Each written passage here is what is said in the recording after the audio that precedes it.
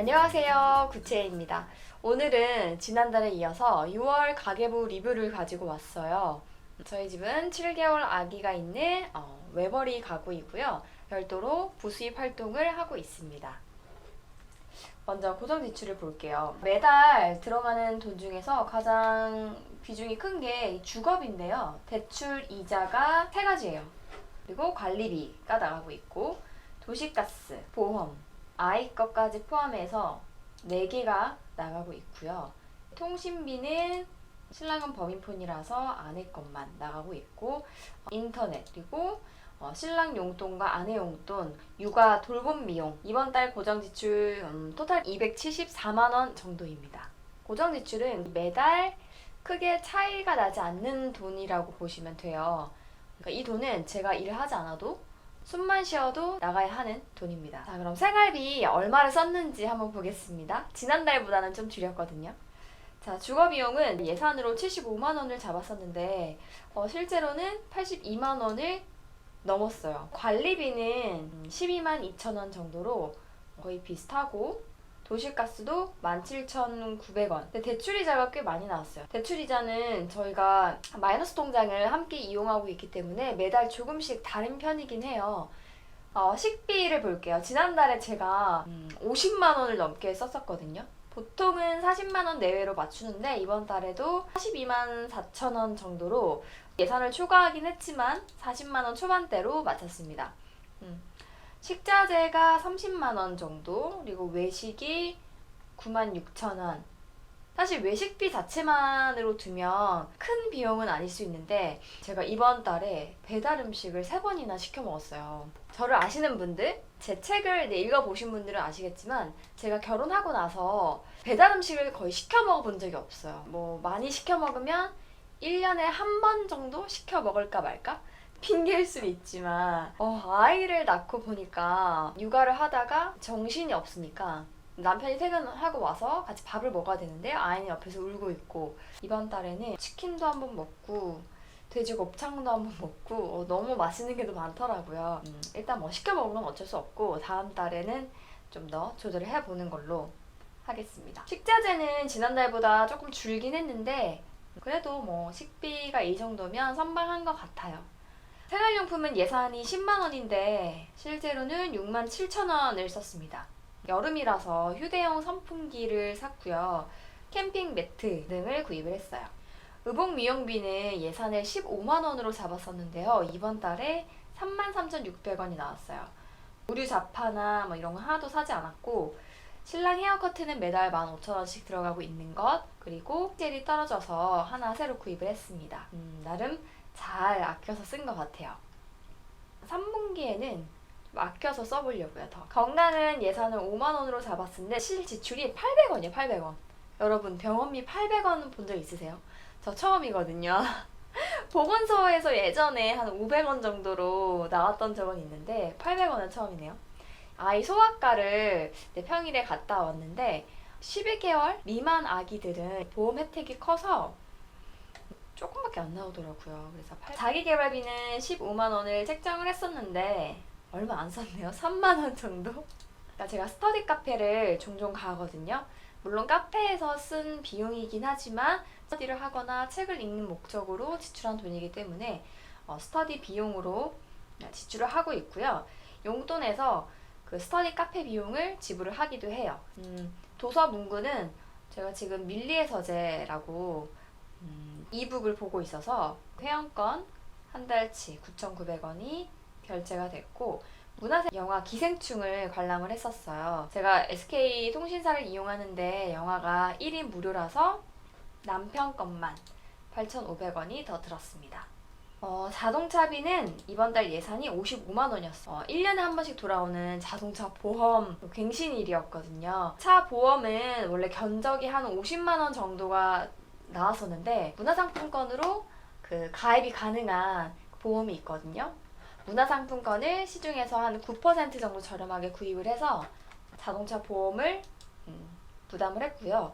매년 주행거리 특이하게 가입을 하고 있는데 연간 자동차 주행거리가 뭐 한 6,000km도 안 돼요. 그래서 꽤 많은 비용을 다시 돌려봤습니다.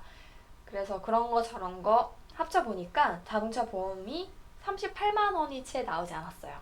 그리고 주유비가 7만 원이 들었고요. 이번 달에 국내 여행을 갔다 왔거든요. 그리고 톨게이트비 26,600원. 택시비는 3만 1,000원으로 꽤 많이 나왔는데요. 제가 아이랑 매주 한 번씩 문화센터 수업을 받으러 가요. 그때 혼자서 아이를 케어하기 힘들어서 택시를 타고 다니는데요. 평소에는 택시를 타지 않아요. 그렇지만 아이와 이동을 할 때 좀 부득이한 상황에서는 택시를 타고 있고, 이 비용은 조금 조절을 해봐야 되겠네요. 육아 비용은 예산이 150만 원을 잡았었는데요. 실제로는 153만 원 정도를 썼네요. 육아용품은 매달 뭐 분유, 기저귀, 이유식, 퓨레 뭐 이런 것들은 고정적으로 한 20에서 30만 원 가까이 들어가고 있고요. 이 외에도 아이 발달 상황에 따라서 아무리 중고로 물려받아도 새로 사야 될 것들이 좀 생기더라고요. 소모품 같은 거. 뭐 과즙망이라든지 뭐 선쿠션, 선캡, 뭐 젖병 세정제. 돌봄 비용은 이번 달에 104만 원 정도가 들어갔고요. 이모님이 오실 때는 제가 개인적인 작업을 하거나 뭐 스터디를 하거나 뭐 글을 쓰거나 하고 있습니다. 반려 비용은 예산이 원래 5만 원으로 세워놨었는데요. 강아지가 좀 갑자기 아파서 병원에 다녀왔어요. 병원비가 5만 원 정도 나왔고요. 아이 간식, 소모품 채우는데 27,500원. 다행히 지금은 잘 나아가지고 건강하게 있어요. 용돈은 예산이 35만 원, 그대로 35만 원 집행을 했어요.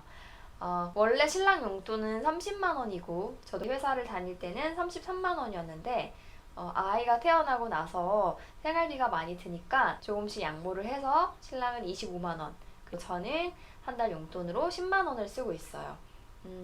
신랑 용돈에는 교통비, 점심 식대값이 포함되어 있습니다. 다행히 신랑 회사에 구내 식당이 있어서 빠듯하긴 하지만 그래도 살만하다고 해요. 7월부터는 30만 원으로 이미 책정을 해서 쓰고 있어요. 보험은 매달 같은 금액이 나갑니다. 46만 7천 원 정도가 신랑과 아내 각각 종합보험이 있고 실비 보험이 하나씩 있고 또 자녀 보험이 하나 있는데요.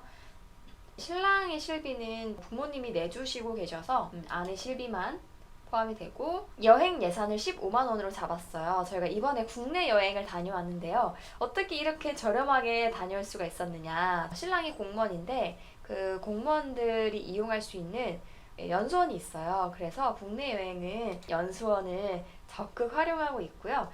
숙박비는 따로 들지 않았어요.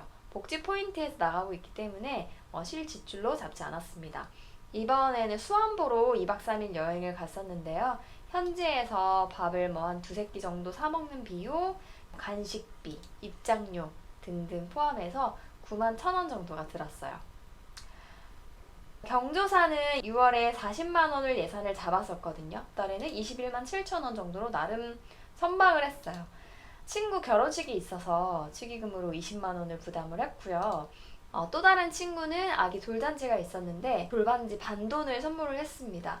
돌반지는 제가 이미 갖고 있는 금이 있어서 그 금을 세공비만 부담을 하고 만들었어요. 그래서 돌잔치 그 경조사 비용은 따로 들지 않았어요. 통신비는 6만 원 예산인데 58,750원 정도 나오고요.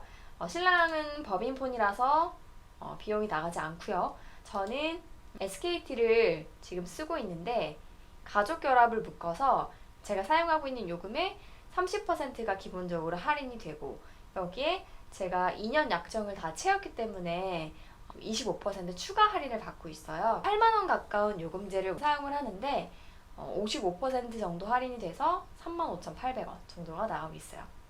저렴하죠? 인터넷은 22,300원 정도 나가고 있습니다.